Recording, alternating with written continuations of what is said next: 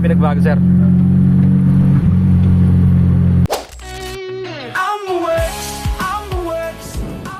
Yan, alright, good day mga bossing. Happy Monday mga bossing. Meron tayong Lancer GLXI dito mga boss. So ayan, tune up tayo ng valve clearance mga boss. Magba-valve clearance tayo mga boss. Tapos sinecheck natin yung mga ibang itong timing belt yan mga bossing.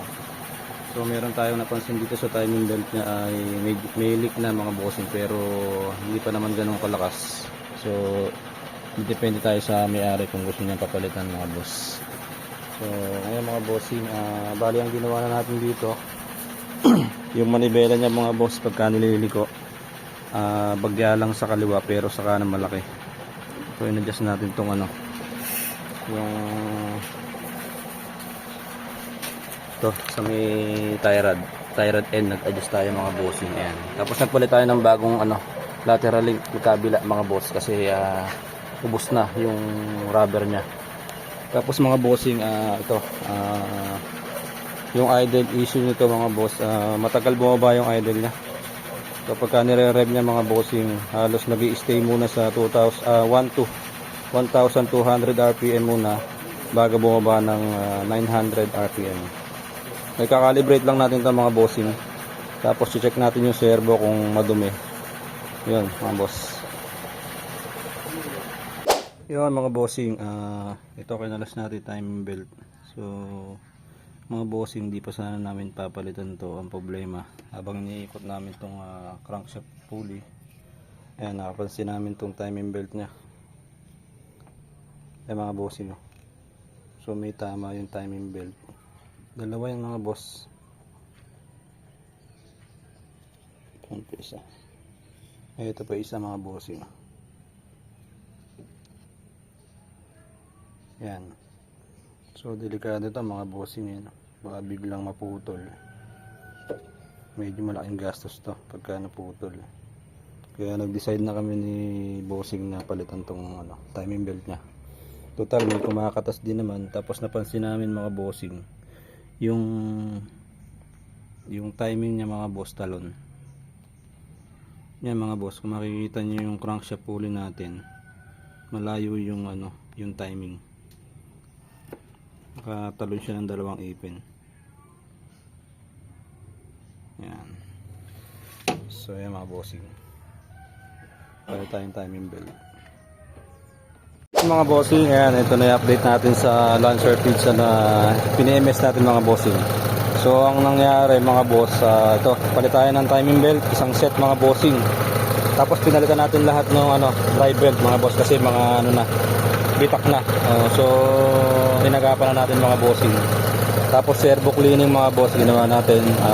Ayan, kinalibrate natin yung sensor at GPS. Nagpalit tayo ng socket.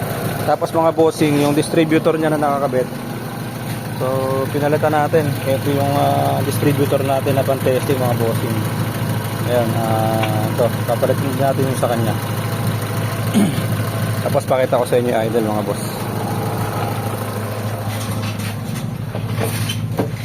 So ang issue nito mga bossing dati, pagka nag-aircon siya, nagda-drop. O kaya naman pagka hindi siya naka-aircon mga boss, pagka nag-rev siya, nag-i-steady sa 1200 RPM. So ito mga boss, ayan, pansinin nyo, ayan, bumabalik na siya sa normal. Ayan, normal idle mga bossing 750 RPM. Tapos pagka nag-aircon, ayan, drop lang konti pero tataas siya. So ayan, yan na yung ating makina, stable na yung idle mga bossing.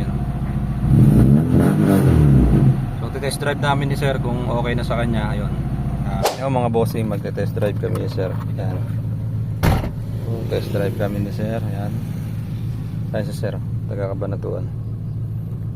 So nabila niya to mga bossing sa Bulacan pa mga bossing. Pinayos natin yung mga problema sa makina. So test drive lang kami para malaman ni sir yung kabago.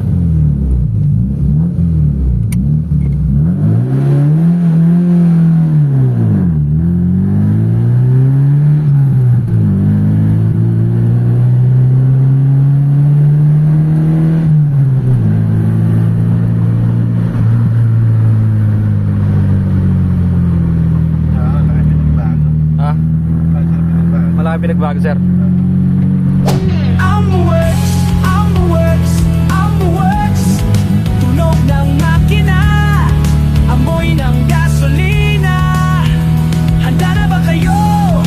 Aayos na Maganda ng humila, no? tayo.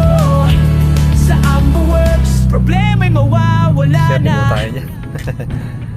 Sa Ambo Works, serbisyo'y galing na Yun mula mga sa bossing, malaking okay na yung batas, kotse ni sir. kasama lang Ayos na natin yung mga sila, problema ng makina niya. So yan, pauwi na si sir. So smooth pang gamitin yung kotse niya, hindi niya bumabagsak pag naka-aircon. Mula sa boards at nagsakit sa mga piyesang mahalagat kailangan. Auto painter, kulay na gusto mo. So yung manibela niya mga bossing, yung gulong, pantay na yung yung ikot. So kanina, mas lamang kasi yung kanan kaysa sa kaliwa, kapraso lang. Sirang bahagi ayusin. Gamit ang husay at galing sa tiyan mo'y bubuhayin. Chain oil, regula, check out kailangan natin para sa maayos na takbo at mahabang buhay ng Thank you, sir. Thank you. makina ng sasakyan. Ambo Works, Ambo Works. Yung mga bossing,